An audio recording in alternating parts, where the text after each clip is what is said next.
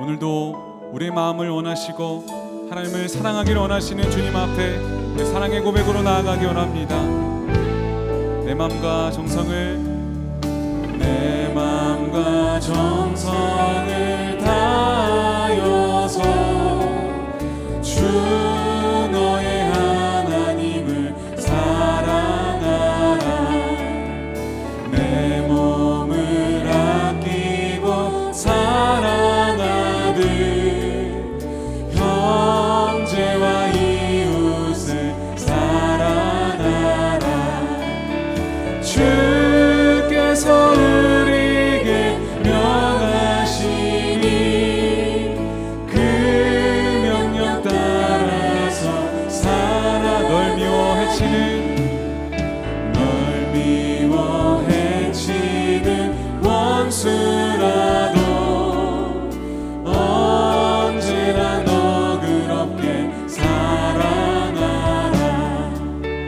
널 핍박하는 자 위에서도 신실한 마음으로 복을 빌라.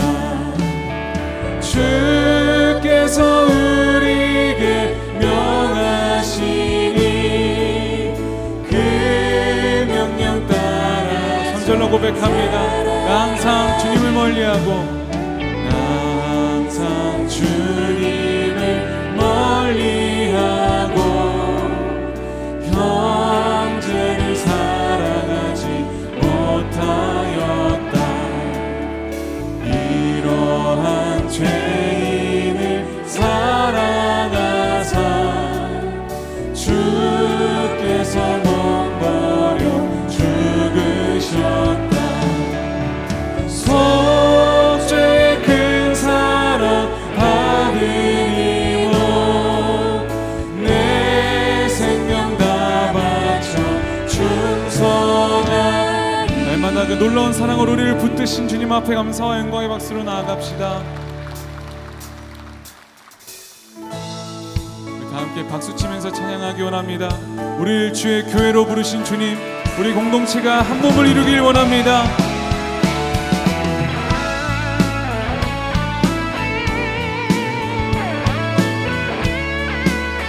함께 고백합니다. 우리 안에 믿음 주신 주, 우리 안에 믿음 주신 주,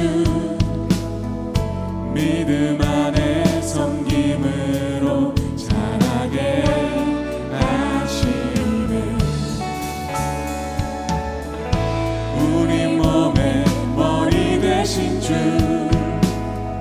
서로 다른 모습 안에 주 영광 임하시네. 우리는 주의 교회, 주의 사랑 함께 하시네. 연약한 우리들을 주의 길로 인도해. 부르신 주의 교회 한 몸 되어 예배 드릴 때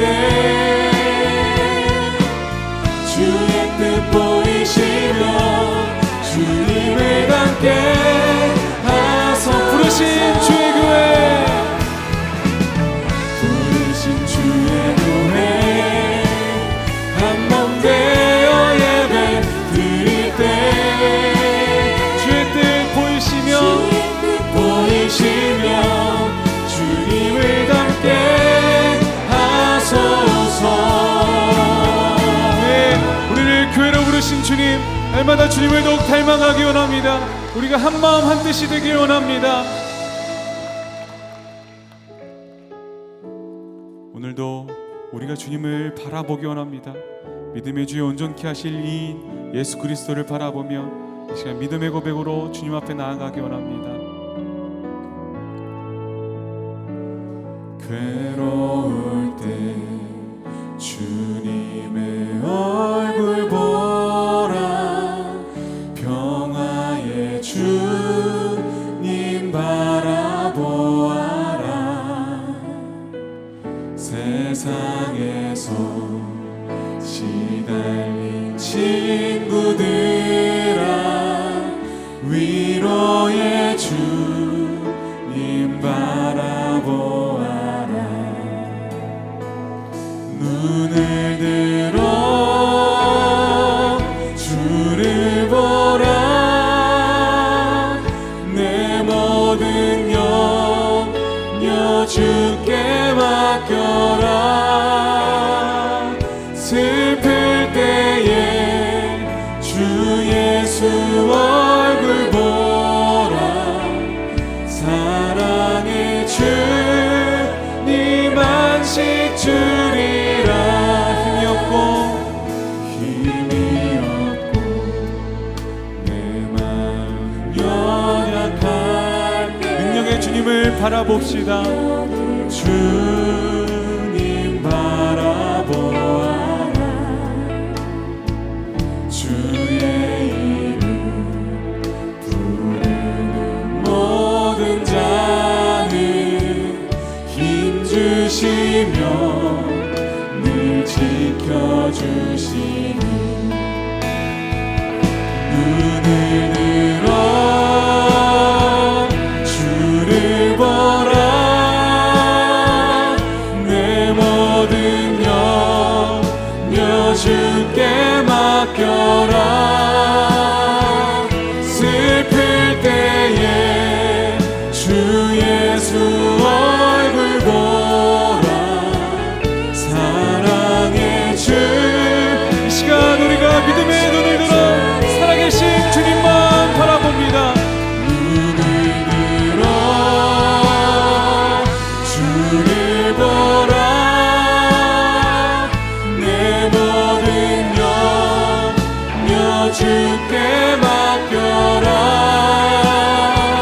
슬플 때에 주 예수 얼굴 보라. 사랑의 주님 안식 주리라. 우리 교회 교우 중에 기독교 대안학교를 운영하시는 분이 계십니다. 학교 이름이 좋은 나무 성품학교라는 아주 특별한 이름을 갖고 있습니다. 하나님의 성품이 탁월한 가치임을 알고 그 성품을 가르치는 학교를 모토로 하고 있습니다. 우리 주님 예수님이 저와 여러분을 제자로 부르실 때, 그리고 제자를 삼아 주셨을 때 우리에게 너희는 나의 기적을 배우라 이렇게 말씀하신 일이 없습니다. 혹은 너희는 나의 능력을 배우라 이렇게 말씀하시지도 않았고요. 너희는 나의 성공을 배우라, 인기를 배우라 이렇게 말씀하신 일도 없습니다. 딱 하나, 나의 성품을 배우라라고 말씀하십니다. 마태복음 11장 29절의 말씀을 기억하십니까? 같이 읽겠습니다. 시작. 나는 마음이 온유하고 겸손하니 나의 멍에를 메고 내게 배우라. 그리하면 너희 마음이 쉼을 얻으리니. 여기 내게 배우라 그러셨잖아요. 뭘 배우라고? 나의 온유와 겸손을 배우라 그랬습니다. 온유와 겸손은 예수님의 대표적인 두 가지 성품이라고 하실 수가 있습니다. 그런데 예수님의 대표 제자인 바울 사도도 빌립보서 2장 5절에서 5절 말씀에서 빌립보 교우들에게 이렇게 편지를 주십니다. 같이 읽습니다. 시작. 너희 안에 이 마음을 품으라. 곧 그리스도 예수의 마음이니. 내 마음을 품으라 그랬어요. 여기서 마음이라는 단어가 영어 성경에 보시면 많은 영어 성경 번역이 마음을 attitude라는 단어를 씁니다. 태도죠. 태도를 배우라. 태도를 가지라. 혹은 성품, 마인드라는 단어로 번역됩니다. 너희 안에 이 태도, 이 성품, 예수 그리스도의 태도, 예수 그리스도의 성품을 가지라고 말합니다. 바울 사도는 에베소서 4장 13절에서도 구원받은 그리스도인들의 자라감의 목표가 어디에 있어야 하느냐? 자, 같이 읽습니다. 시작. 우리가 다 하나님의 아들을 믿는 것과 아는 일에 하나가 되어 온전한 사람을 이루어 그리스도의 장성한 분량이 충만한 데까지 이르리니. 자, 우리가 자라가야 할 목표가 무엇이라고 했습니까? 네, 온전한 사람을 이루는 것. 온전한 사람을 이루는 것. 이 말을 다른 말로 하면 성숙한 사람이에요. 성숙한 사람이 되는 것. 한마디로 성숙한 성품의 사람이 되는 것. 그것이 오늘 저와 여러분이 구원받은 그리스도인으로서 이 땅에 존재하는 이유요, 목적이라는 것입니다. 우리가 요한 3서의 텍스트를, 본문을 묵상하는 가운데 있는데, 요한 3서 본문 5절 이하에 보면 사도 요한은 초대교회에 실제로 존재했던 리더 가운데 두 사람의 대표적인 리더의 예를 들어가며 우리가 본받을 사람이 누구인가를 가르치고 계십니다. 자, 한 사람은 본받지 말아야 할 사람이고요. 또 한 사람은 본받아야 할 사람입니다. 본받지 말아야 할 사람, 디오드레베. 또 본받아야 할 사람은 데메트리오라는 이름을 들고 있습니다. 우리는 이 두 사람이 어떤 사람인지 잘 본문을 제외하고는 별로 그 정보를 얻을 길이 없습니다. 그러나 본문이 증언하는 증언에 의하면 두 사람의 차이는 명확합니다. 자, 본문 11절 말씀을 보시겠습니다.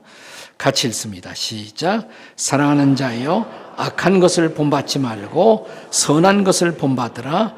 선을 행하는 자는 하나님께 속하고 악을 행하는 자는 하나님을 배웁지 못하였느니라.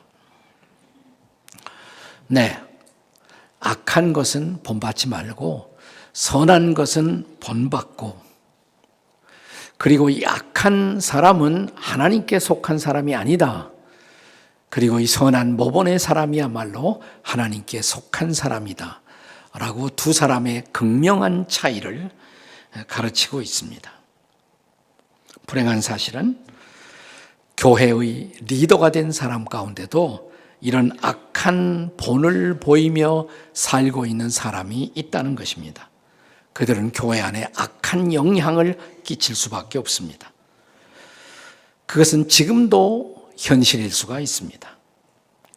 예수님도 우리가 마태복음 13장에 보면 씨 뿌리는 자의 비유에서 씨가 밭에 뿌려졌을 때 거기서 두 가지가 자란다 그랬어요. 알곡도, 좋은 곡식도 자라지만 또 가라지도 자란다. 이 가라지 뽑아버리면 좋을 텐데요 하니까 아니다. 추수 때 그때 다 갈라질 테니까 그때까지 그대로 두어라. 그러면 주님이 다시 오실 추수 때까지 교회라는 하나님의 밭에도 곡식과 가라지가 함께 자라고 있다는 사실을 주님도 경고로 우리에게 말씀해 주신 것입니다. 자, 그것이 바로 디오드레베라는 사람의 길이 있는가 하면 데메트리오라는 사람의 길, 두 가지의 다른 길을 가는 지도자가 교회 안에도 공존하고 있다는 것입니다. 그렇다면 오늘을 살아가는 저와 여러분, 우리는 디오드레베의 길을 따라야 할까요? 아니면 데메트리오의 길을 따라야 제대로 신앙생활을 하는 것일까요? 자, 우선 디오드레베의 길을 생각하겠습니다. 디오드레베의 길. 본문 9절이 그의 정체를 우리에게 보여줍니다. 함께 같이 읽습니다. 시작. 내가 두어 자를 교회에 썼으나 그들 중에 으뜸되기를 좋아하는 디오드레베가 우리를 맞아들이지 아니하니. 네. 그러니까 이 디오드레베는 으뜸되기를 좋아하는 사람이다. 그는 우리들, 지금 사도 요한을 포함한 이런 우리들을 맞아들이지 않고 있다라고 말합니다. 우리가 요한 2서를 함께 강의하면서 이미 말씀을 드렸습니다마는 초대교회는 여기저기 교회를 다니면서 말씀을 증언하는 순회 강사들이 많이 있었습니다. 당시에는 호텔이 변변치 않았고 또 그렇게 호텔에 묵을 만한 여건이 되지 못했기 때문에 대부분의 순회 강사들은 성도들의 집에 유숙하면서 교회 가서 말씀을 증거하고 성도들의 삶을 도왔던 것입니다. 그런데 여기 9절에 등장하는 디오드레베는 우리를 맞아들이지 아니한다라고 말하는 것을 보면 아마 이런 강사 접대 혹은 섬김을 거부하고 있었던 사람의 대표가 디오드레베였던 것입니다. 그가 왜 그랬을까? 아마 생각컨대 본문으로 미루어 보아서 이 사람은 상대가 자기를 높여주면 잘해주지만 상대방이 자기를 높여주지 않고 자기를 따르지 아니하면 섬김을 거부하고 있었던 사람, 이것이 디오드레베라는 사람의 모습이었던 것입니다. 그는 아마도 가이오처럼 초대교회에서 리더로 장로로 임명된 사람이었지만 건강하지 못한 리더십을 갖고 건강하지 못한 악한 영향을 그 당시 교회에 끼치고 있었던 것입니다. 강해 설교자로 오늘날 많이 알려진 찰스 스윈돌이라는 분이 계세요. 근데 이분은 오늘날의 교회 안에도 이런 환자 리더들이 적지 않다. 그리고 이 디오드레베가 걸린 병을 가리켜 급성 디오드레베 병 그랬습니다. 급성 디오드레베 병. 네. 바로 이런 사람들 때문에 교회의 건강성이 흔들리고 있다라고 말합니다. 근데 오늘 우리 한국에는 이런 디오드레베 병의 내용을 잘 보여주는 우리 한국인의 독특한 표현이 있습니다. 저는 그것을 보스병이다. 보스병. 보스가 되지 않으면 절대로 아무것도 하지 않고 사람들이 자기를 보스로 높여주기만을 기대하는 사람. 사실 보스는 리더라고 할 수가 없어요. 참된 리더와 보스에는 커다란 차이가 있습니다.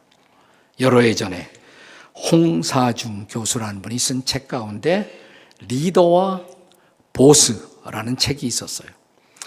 이 책에 보면 그는 우리 시대가 요구하는 신지도자론을 펼치면서 10가지로 리더와 보스의 차이를 말합니다.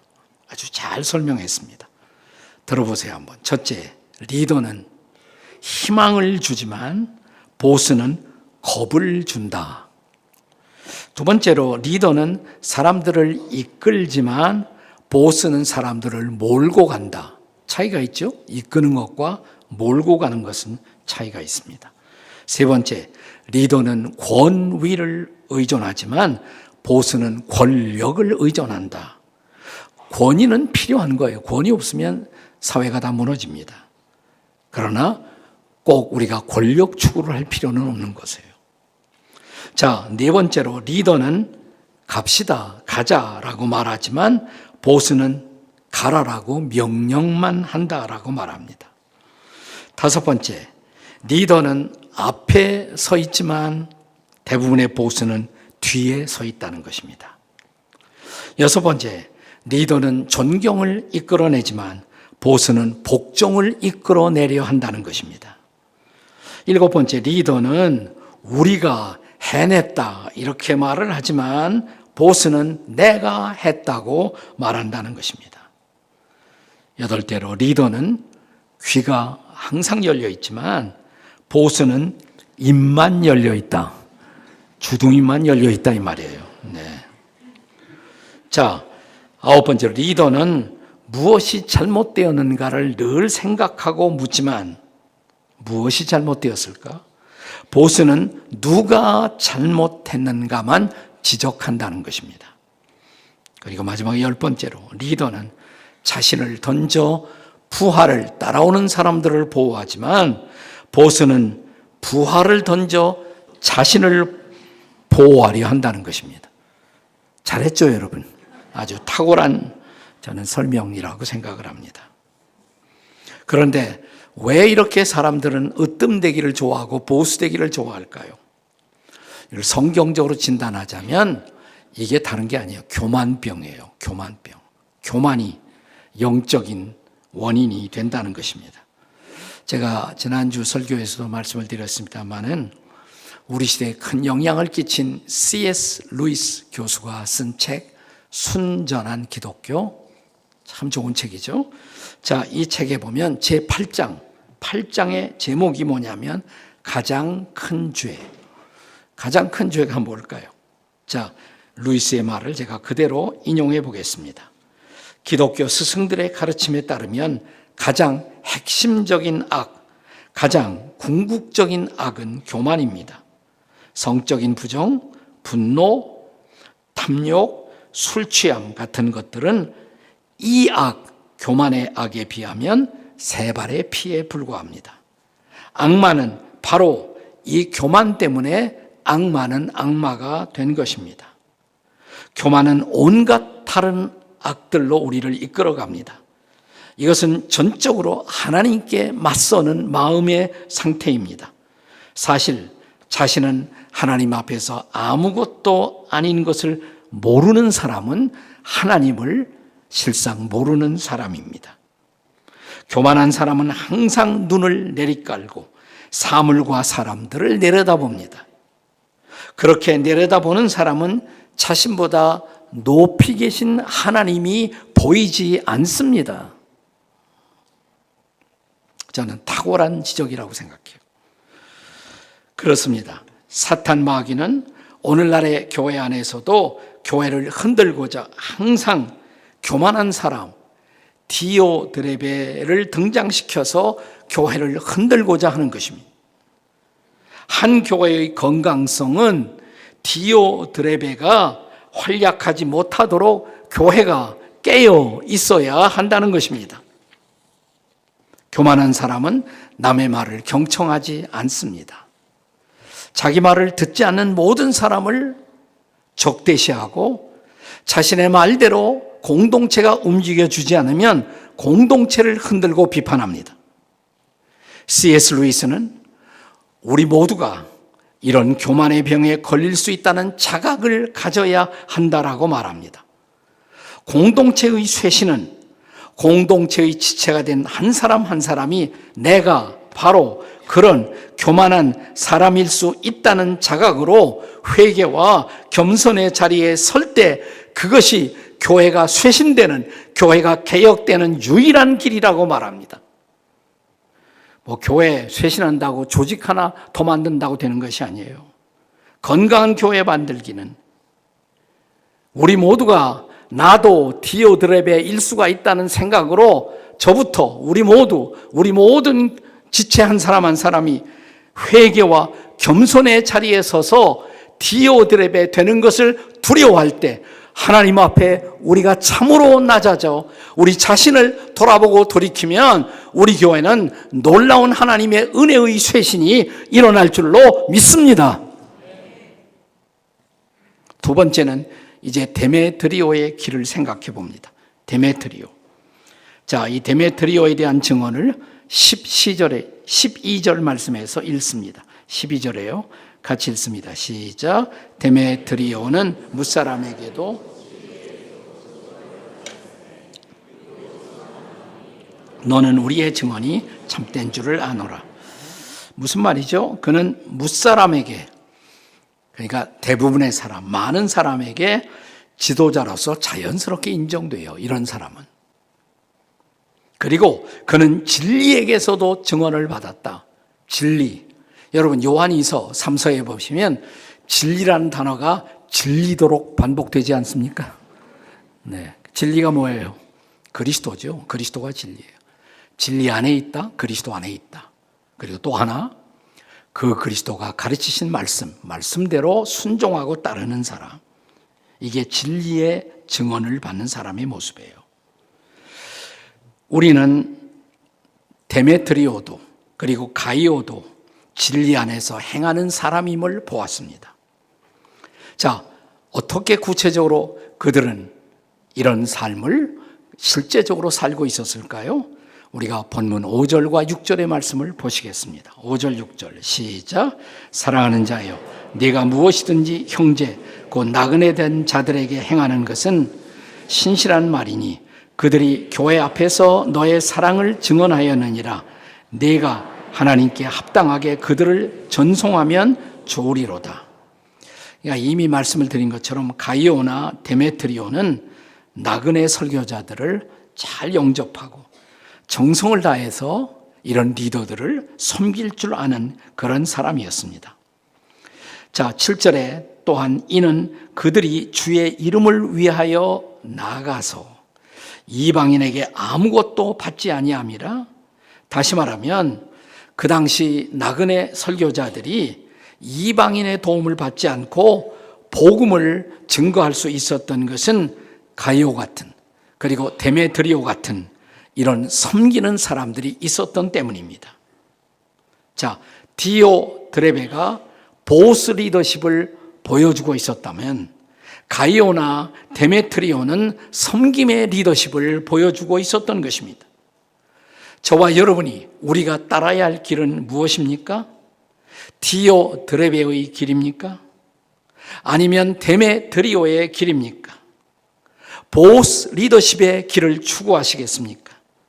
아니면 가이오나 데메트리오 같은 섬김의 리더십의 길을 가시겠습니까? 지금 가이오와 데메트리오를 축복하고 사랑한다고 고백할 수 있었던 이유 무엇 때문이에요? 그들은 진리이신 그리스도를 신실하게 따르고 그리고 그리스도의 말씀을 따라 섬김의 삶을 살고 있었기 때문입니다. 자, 오늘 본문 말씀을 기록하고 있는 저자는 요한이에요. 사도 요한입니다. 저는 사도 요한이 자기의 평생을 통해서 지나간 날 추억되는 잊을 수 없는 장면이 있었는데 그 중에 하나, 자기가 다른 제자들과 예수님을 따라다니는 12제자 중에 한 사람이었을 때 어느 날의 한 장면을 요한은 결코 잊을 수 없었을 것입니다. 그때 자기 어머니가 예수님 앞에 등장하신 거예요. 그리고 그날 요한은 무척이나 당황했을 것입니다. 그날의 장면을 기억하시는지요? 마태복음 20장 20절과 21절의 말씀입니다. 같이 읽겠습니다. 시작. 그때 세베대의 아들의 어머니가 그 아들들을 데리고 예수께 와서 절하며 무엇을 구하니? 예수께서 이르시되 무엇을 원하느냐? 이르되 나의 두 아들을 주의 나라에서 하나는 주의 우편에 하나는 주의 좌편에 앉게 명하소서. 여기 두 아들이 나와요. 어떤 엄마가 두 아들을 데리고 예수님 앞에 등장한 거예요. 이 두 아들이 마가복음 10장 35절에 보면 이름이 나와요. 야고보와 요한이었습니다. 야고보와 요한. 근데 야고보, 요한, 이 아들의 엄마가 등장해서 예수님 앞에 뭐라고 말씀하세요? 주님이 온 세상을 다스리는 그날 내 한 아들은 주의 우편에 또 한 아들은 주의 좌편에 앉게 해주십시오. 자기 아들들이 앉아야 할 자리를 예수님께 로비했던 거예요. 그러니까 이 야고보와 요한의 어머니가 저는 치맛바람의 원조다 이렇게 생각을 합니다. 네. 얼마나 요한이 당황스러웠을까요? 아들이지만. 네.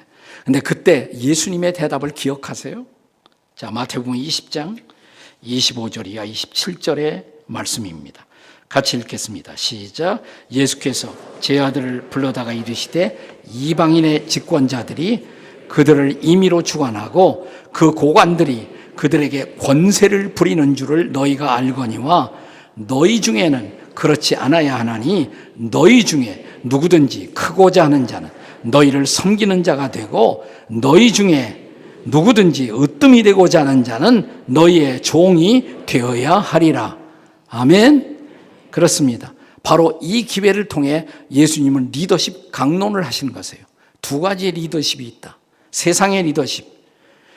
고관들이 권세를 부리고 있는 모습을 보라. 권세를 부리고 있는 모습. 세속적인 리더십이죠. 너희는 그렇지 아니하니 으뜸이 되고자 하는 자는 먼저 종이 되어야 하리라. 종의 리더십을 가르치셨어요. 그리고 바로 이 장면에서 예수님은 그분이 이 땅에 오신 중요한 목적을 선포하십니다. 마태복음 20장 28절의 말씀이죠. 같이 읽습니다. 다 같이 시작. 인자가 온 것은 섬김을 받으려 함이 아니라 도리어 섬기려 하고 자기 목숨을 많은 사람의 대속물로 주려 함이니라. 아멘이십니까? 네. 그 예수님이 오신 목적 중에 하나, 우리를 구원하고 그 다음에 우리를 섬기시려고, 섬김의 리더십을 보여주시려고. 그렇습니다. 사도 요한은 아마 그 말씀을 자기 마음속에서 그 이후로 평생 잊지 않았을 거예요. 12제자가 다 훌륭한 제자들이지만 요한이 제일 잘 섬깁니다. 여러분, 예수님이 12제자 가운데 누가 제일 오래 살았을까요? 지금 요한 얘기하고 있잖아요, 제가. 따라서 하세요. 잘 섬기면 오래 산다. 옆에 있는 사람에게 오래 살기를 원하시면 잘 섬기세요. 한번 해보세요. 시작. 네. 여러분, 예수님이 십자가에 돌아가실 때 예수님 어머니가 앞에 있었어요. 그 어머니를 누구에게 부탁하셨어요? 네, 요한에게. 요한아, 내 어머니다. 내 어머니로 섬겨다오. 예수님이 아신 거예요. 요한이 오래 살 것을. 네, 네. 오래 사는 사람에게 부탁을 해야죠. 실제로 여러분이 지금도 터키의 에베소에 가면 거기 사도 요한 교회가 있고요. 네. 그리고 그 건너편에 마리아의 집이 있습니다. 어머니의 집이 있어요. 거기서 잘 섬긴 거예요. 실제로. 끝까지 잘 섬겼어요. 네. 그리고 아마 사도 요한은 자기의 전생애를 통해서 잊을 수 없는 또 하나의 장면. 예수님이 십자가로 가시기 직전에 제 아들과 다락방에 모였을 때 제 아들 한 사람 한 사람의 발을 일일이 씻겨주시던 수건과 세수대야를 들고 제 아들의 발을 씻기던 그 장면을 요한은 잊을 수가 없었을 것입니다. 제 아들의 발을 다 씻기고 나서 그 다음에 주셨던 말씀, 그 말씀을 사도 요한이 요한복음 13장 14절과 15절에서 기록하셨잖아요. 같이 읽습니다. 시작. 내가 주와 또는 선생이 되어 너의 발을 씻었으니 너희도 서로 발을 씻어주는 것이 옳으니라. 내가 너희에게 행한 것 같이 너희도 행하게 하려 하여 본을 보였노라. 네, 그걸 사도 요한이 기록했단 말이죠. 그 말씀을 기억했다가. 그리고 끝나지 않고 이어지는 요한복음 14장의 말씀 가운데 사도 요한이 가장 좋아했던 말씀, 기독교 역사의 전승에 보면 사도 요한이 설교할 때마다 제일 많은 본문으로 선택했던 18번 설교 본문, 요한복음 13장 34절 35절입니다. 같이 읽겠습니다. 시작. 새 계명을 너에게 주노니 서로 사랑하라. 내가 너희를 사랑한 것 같이 너희도 서로 사랑하라. 너희가 서로 사랑하면 이로써 모든 사람이 너희가 내 제자인 줄을 알리라. 이 사도 요한이 반모섬에 가서 마지막 유배를 당하잖아요. 그리고 유배당하고 거기서 풀려났을 때 이미 사도 요한은 90대였습니다. 90대 중반이 이미 넘었어요. 네. 그리고 유배에서 반모섬에서 풀려나온 그는 다시 에베소 교회에서 마지막 자기 인생의 그 황혼의 시간을 거기서 다시 말씀을 증거하며 섬기며 살았습니다. 그때 요한의 페이보릿, 가장 중요한 설교 본문이 바로 이 말씀이에요. 내가 너에게 명하노니 너희는 서로 사랑하라. 사랑하라. 그 설교를 하도 많이 들어갖고 한 번은 제자들이 부탁을 했다고 합니다. 노사도 요한에게. 사도님, 오늘은 좀 새로운 설교를 해 주십시오. 그랬더니 사도 요한이 빙그레 웃으면서 오늘은 내가 새로운 설교를 하겠다. 너희는 서로 사랑하라. 이로써 너희가 내 제자인 줄을 알리라. 변하지 않았던 사랑과 섬김의 메시지를 마지막까지 남겼던 요한이었습니다. 여러분, 오늘은 목장주일, 마지막 주일입니다. 지난주에 이어서 지구촌 교회가 목장사역, 소그룹으로 이루어진 목장교회를 강조하는 이유.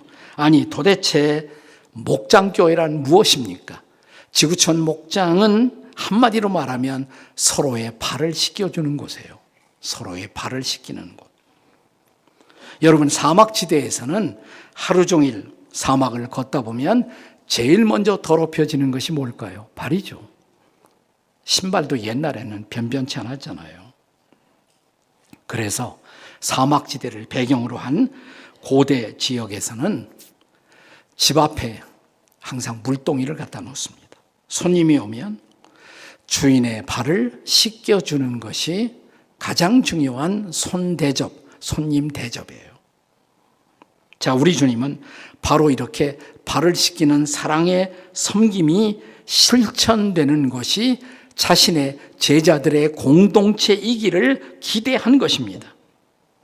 이 정신에 따라 서로 발을 씻기고 서로 마음을 씻겨주며 서로에게 안식을 주고 위로를 줄 수 있는 진정한 섬김의 공동체, 그것이 바로 교회이고 교회 속의 작은 교회, 바로 목장인 것입니다.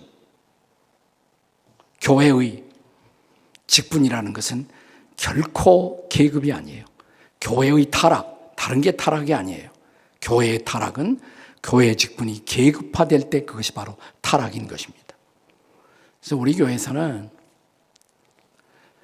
소위 안수 집사님들, 권사님들, 장로님들 이렇게 임명식을 할 때마다 처음 시작할 때부터 우리 교회 지금까지 변하지 않는 것, 교회의 직분은 계급이 아닌 것을 알고 항상 강조해 왔잖아요.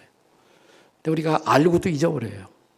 알고도 또 우리는 그것을 계급 삼아 교회에서 주어지면 그거 가지고 뭘 한번 해보려고, 으뜸되려고 또 해본단 말이죠.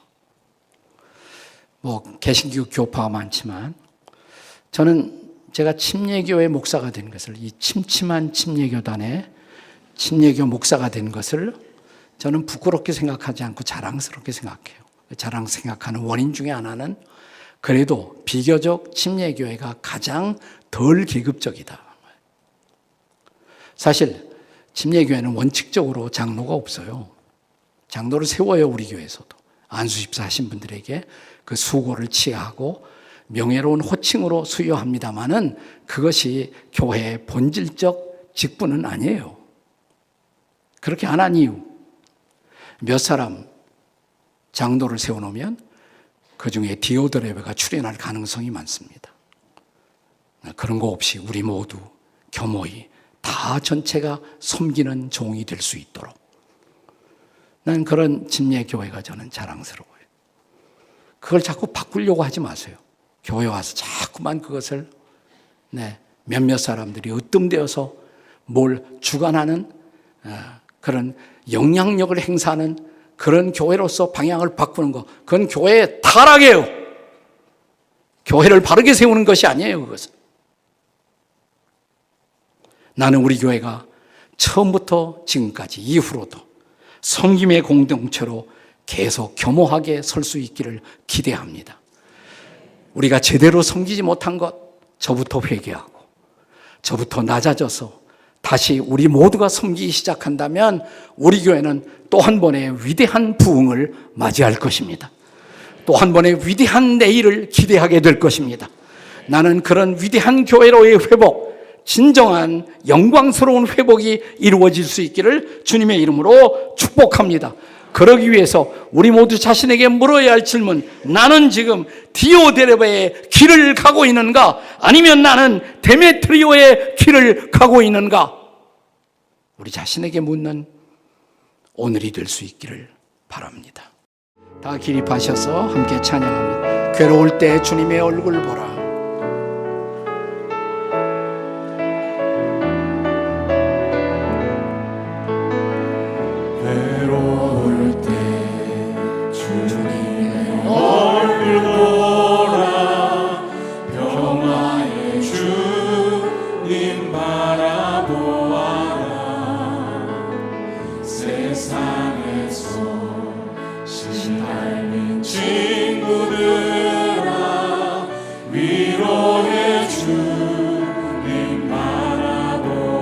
눈을 들어 주를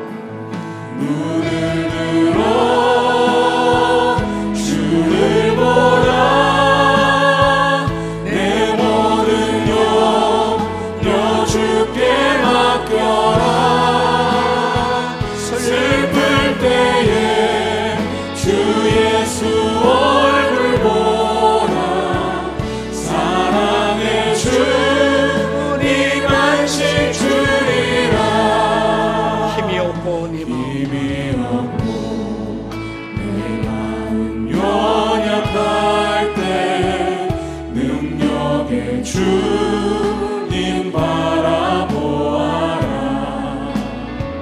주의 이름 부르는 모든 자는 힘 주시며 늘 지켜주시니 눈을 들어 주를 보라. 내 모든 염려 주께 맡겨라. 슬플 때에 주 예수 얼굴 보라. 사랑의 주님 안식 주리라.